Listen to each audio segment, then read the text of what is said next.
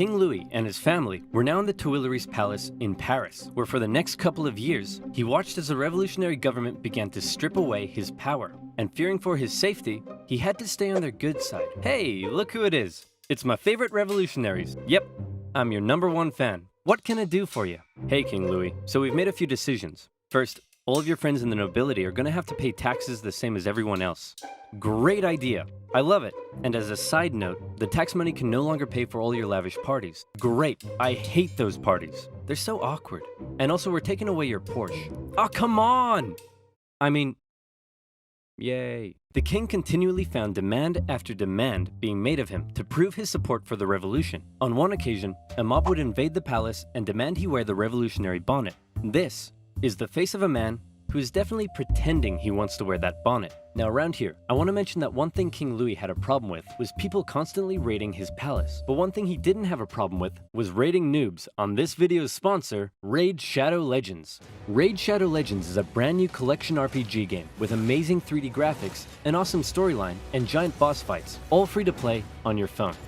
There's over 400 champions for you to collect and customize, and crazy battles and events that will get you hooked immediately. You can find me in the game under the nickname Oversimplified, and if you're quick enough and cool enough, you can join my clan. Go to the video description, click on the special links, and you will instantly get 50,000 silver and a free epic champion as part of the new player program to start your journey. Good luck, and I'll see you there. Now where was I? Oh yeah. Seeing the situation rapidly turning against him, the king decided it might be a good idea to leave France and mount a campaign to retake his country from abroad. Luckily for him, he was married to an Austrian. So on the night of June 20th, 1791, the king and his family disguised themselves as servants and attempted to flee to the Austrian Netherlands. The royal carriage made a stop in the town of Varennes, and the postmaster there was like, "Hey guys, what's up? Where are you off to? We are but a collection of inconspicuous servants heading for the border for no particular reason at all." Say, you, the fat one, you look kind of familiar. Aren't you the king? Nope. Let me see your passport. It says here you're King Louis the 16th. Nope, not me. Take him away, boys. The king was promptly returned to Paris, but now the jig was up. His lack of support for the revolution was clear to all, and many considered him a straight-up traitor who tried to abandon his people. As a result, the new constitution of 1791 completely reduced his powers to that of a simple figurehead, a constitutional monarch. However, radicals, such as those in the Jacobin Club, were outraged that the king wasn't to be removed entirely. So a month later, these radicals staged a protest on the Champ de Mars, calling for the king's removal. The government of Paris feared an insurrection was mounting, and they sent the military to disperse the crowd. The confrontation escalated and resulted in the Revolutionary National Guard firing on a crowd of revolutionaries. It was a massacre. The incident exposed a deep division within the Brotherhood of the Revolution. On one side, the moderates who wanted to keep the king as a figurehead. On the other, radicals who wanted to see the king deposed and heads roll. In the wake of the massacre, these radicals received a wave of support. And speaking of rolling heads, one form of equality the revolution introduced was equality in execution. This meant no more torturous drawing and quartering, no more inhumane hanging. They wanted all criminals, regardless of economic status, to receive the same penalty, a quick and painless one. Luckily, a man by the name of Dr. Joseph Guillotine had an idea. A heavy blade that falls like thunder. The head flies off, blood spurts, and the man is no more. The guillotine, otherwise known as the National Razor. The guillotine made its debut in 1791 as the new form of execution. The writings of Marat and others continued to call for the execution of anyone suspected of working against the revolution. For him, this included some members of the clergy and nobility who had previously benefited from the cruel system of inequality that existed before the revolution. In many parts of the countryside, local lords had found themselves become a target. "Sire, the peasants, they're revolting." Oh, come on, that's a bit harsh. Sure, they smell a bit, but I wouldn't say they're revolting. Oh yes, I see what you mean. Increasingly, these French aristocrats began fleeing France to find solitude in other parts of Europe. And once again, fear began to take hold. The privileged classes of these foreign nations didn't like what they were seeing because they feared revolutionary ideas may spread to their own lands. The National Assembly, actually now the Legislative Assembly, feared that these nations may decide to attack. Then why don't we attack them first? No, you idiots, we are definitely not ready for war yet. Did somebody say something? France declared war on Austria in April 1792 and immediately got pummeled. It also didn't help that Austria's ally, Prussia, joined in the fighting. The Prussian Duke of Brunswick posted a letter warning the revolutionaries that if anything happened to the king, he would burn Paris to the ground. The Duke's letter proved to be a massive success in inspiring the people of Paris to do the exact opposite of what he intended. They were enraged by the threat, and on the 10th of August 1792, the tension in the city exploded, and a mob stormed the king's palace. Fighting broke out between the revolutionaries and the king's Swiss guard, with casualties in the hundreds. King Louis fled and took refuge in the chamber of the Legislative Assembly, where Robespierre and his radical Jacobins were gaining ever more power. Given the developing situation, the chamber decided to hold a vote, and in what some considered to be a second revolution, it was decided to suspend the monarchy entirely. King Louis XVI was now just plain old Louis, and he was sent to a prison cell where an eye could be kept on him. A month later, the newly established National Convention officially declared the French Republic, and society underwent a massive change. Enlightened ideas of democracy and equality were being implemented, but very quickly, these ideas seemed to become secondary to fear, paranoia, and a thirst for blood. The new republic began working to violently remove any semblance of the old royalist regime. The church became a prime target. Priests who refused to take an oath to the revolution were deported or arrested. A new state-sponsored atheistic religion named the Cult of Reason was created as a replacement for the Catholic Church. Notre Dame, along with many other churches, had their religious treasures destroyed and were converted to temples of reason. Even the Christian calendar didn't survive, as a brand new revolutionary calendar was soon introduced. Hey honey, I'm home. Yeah, whatever, jerk. Whoa, what's wrong with you? You forgot. Forgot what? Everything. This entire year. My birthday was on the 3rd of Germinal, our anniversary was the 12th of Thermidor, and you promised that in Frimaire, we'd go on a romantic weekend trip to Venice. No, I said we'd do that in December. December hasn't been a thing for years. The government of Paris, now under the control of the radical sans-culottes, began rounding up suspected enemies of the revolution and sending them to prison in the thousands. Naturally, a large number of those arrested were members of the clergy and aristocracy.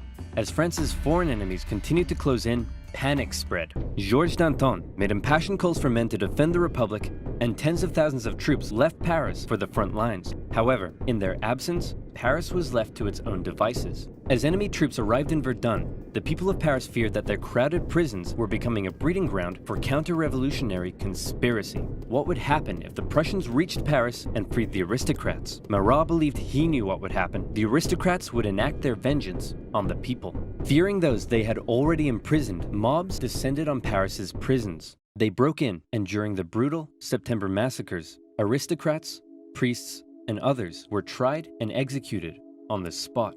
Even women and children weren't spared. With over 1,600 victims, word of the massacre spread across Europe. One British newspaper wondered, are these the rights of man? Is this the liberty of human nature? But there was still one man in particular that Robespierre and his radicals really wanted to see executed. Austria and Prussia pledged that after they defeated France, they'd return King Louis to the throne. Well, checkmate Austria and Prussia, because you can't return a man to the throne if he's already dead. Citizen Louis Capet was put on trial for treason. Obviously, he was found guilty, but his punishment was less certain. Many moderates wanted to simply deport him, but Robespierre insisted the revolution could only live if the king was dead. A vote was held, and by just one vote, Louis was sentenced to the guillotine. If you don't mind, I'd like to say a few words first. Gentlemen, I am innocent of everything of which I am accused. Wait, you're too loud. They can't hear me. Hang on, I haven't finished yet. Wait, dude! Uncool. In her prison cell, Marie Antoinette heard the guns fire, signaling her husband's death. Before long, she would meet the same fate. Back on the war front, France defied all expectations and actually managed to push the enemy back. But then more countries joined the coalition against France, and it all went to pot again. What do? Conscript the masses! The National Convention introduced a conscription law, with each regional department having to meet a certain quota of men for the army. However, not everyone was happy with this new law.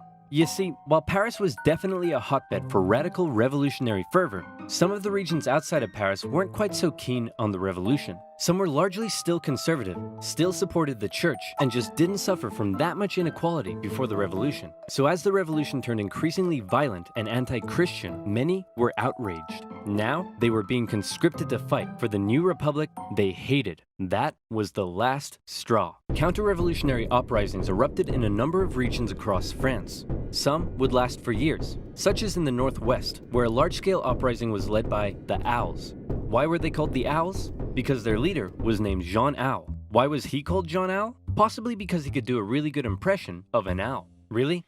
That's what we're going with? Owls? Just because this guy can do an impression of one? Hit him with it, Jean. Hoot hoot. Yeah, okay, that's pretty good. The Chouannerie uprising lasted all the way until 1800.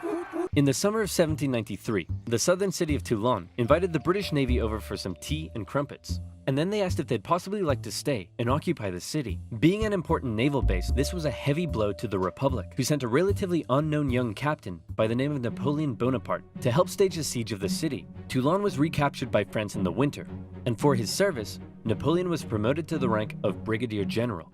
The most infamous counter-revolution, however, occurred in the Vendée region. Throughout 1793, revolutionary forces clashed with the region's Catholic and Royal Army. The Republic defeated the counter-revolution through cruel pacification. In particular, General Jean-Baptiste Carrier committed brutal atrocities. In one instance, he had thousands of civilians, priests, women, and children tied to ships, which were then sunk. Carrier would later be found guilty of war crimes and executed. Back in Paris, the government was still dominated by moderates. With the war going badly, revolts in the provinces, and the economy getting worse, it seemed the government just wasn't doing a very good job. Radicals' fear for the safety of the revolution intensified, and Marat even began calling for the moderates in the government to be executed. In return, the moderates called for the arrest of Marat. This led to a chain of events with the two sides in heated conflict. Robespierre declared the Jacobins to be an insurrection and called on the people to arm themselves. It all ended on the 31st of May 1793 with the National Convention surrounded by radical sans-culottes and 29 moderate Girondin politicians arrested. From this moment on, the moderates ceased to be a political force. Robespierre and his radicals would be in almost total control of the government. And this brings us to the story of a woman named Charlotte Corday. Charlotte lived in the northwest city of Caen, and like many in the area, was horrified at the rapid radicalization and increasing violence of the revolution. And the man she blamed more than anyone was Jean-Paul Marat. She wanted to bring peace back to France, and so she did something drastic. She traveled to Paris and told Marat she had a list of enemies for him to publish in his paper. Marat eagerly invited her in for a meeting. So where's that list of enemies you promised me? Here it is. Wait a minute, this isn't a list of enemies. It just says, yippee-ki-yay, mother... And just like that, Marat was no more. Charlotte was quickly arrested and sent to the guillotine. Her dream of restoring peace, however, died with her. Marat became a martyr. In temples of reason, symbols of the dead Marat became the new crucifix. In death, he became an even more powerful inspiration for the extreme levels of violence that were about to rip throughout the new republic. And that's right, here comes the Reign of Terror. If you thought this revolution already sounds pretty violent, well, you ain't seen nothing yet, son. The radicals were now in control, and they believed not only was France surrounded by foreign enemies, but that within the masses, there were also plenty of internal ones too. Individuals not loyal to the revolution, conspiring to bring about its downfall. Robespierre and the rest of the radical faction were having none of it.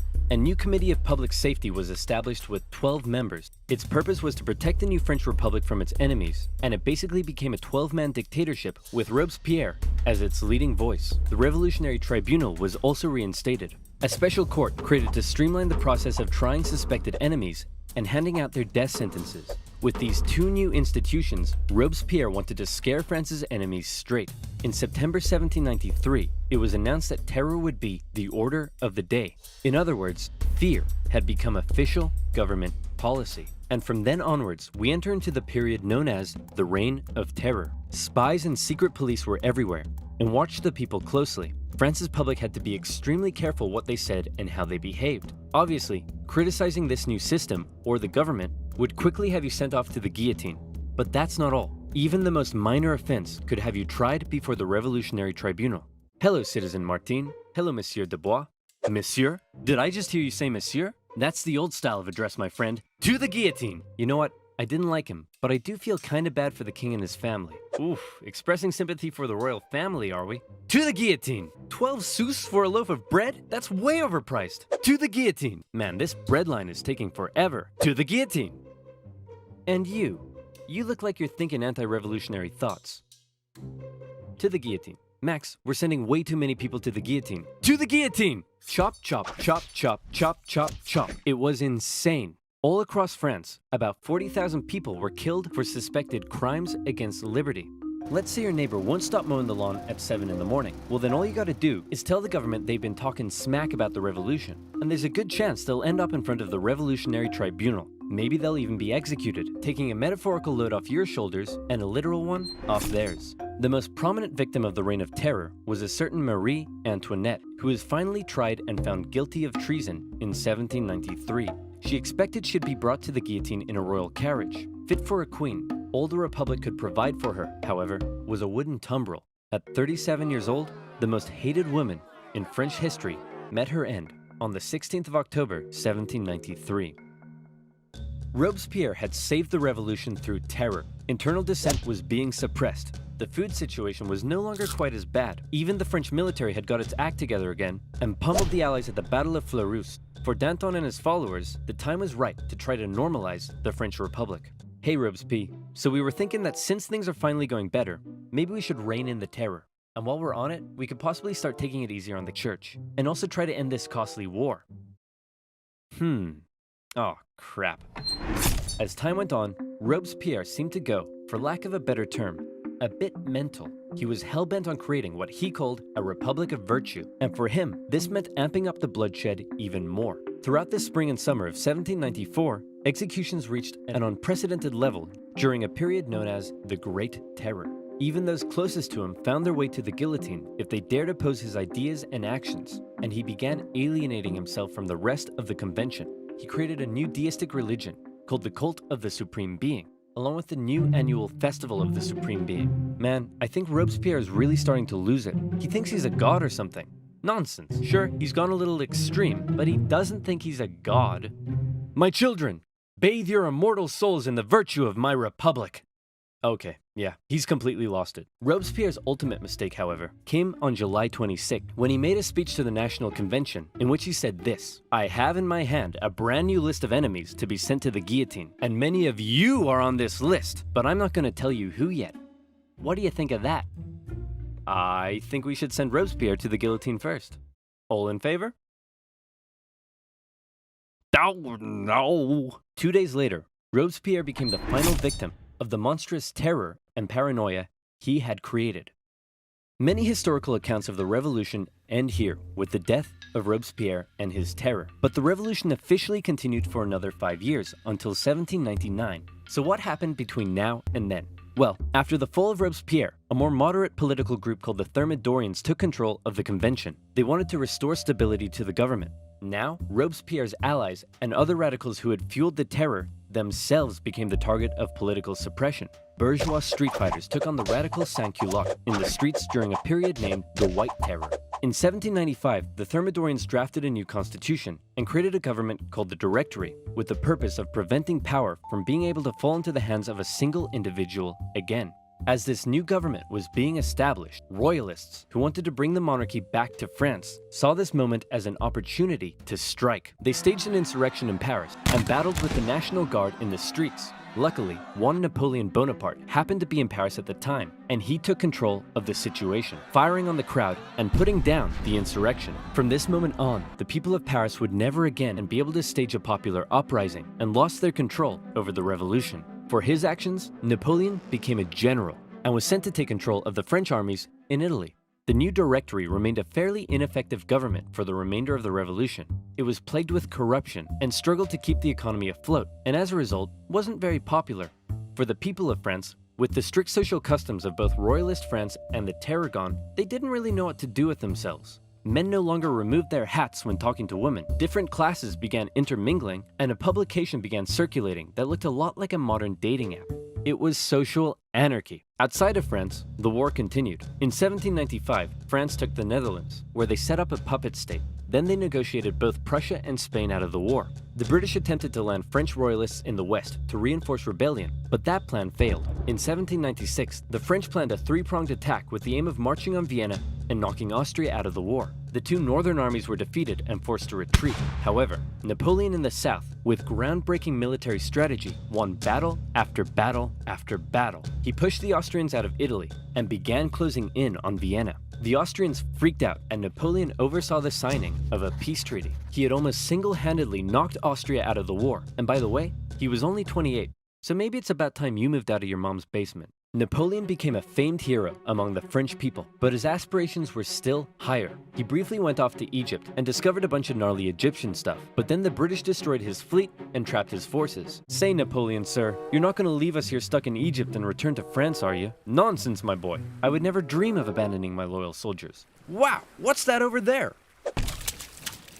On his return to Paris, Napoleon found himself to be extremely popular, and the government extremely unpopular, and he started getting some power-hungry ideas. Conveniently, a politician named Emmanuel Joseph Sieyès approached Napoleon and said, "Hey man, since you're so popular, do you want to help me stage a coup?" "Great idea! Let's stage a coup, and then I'll coup you."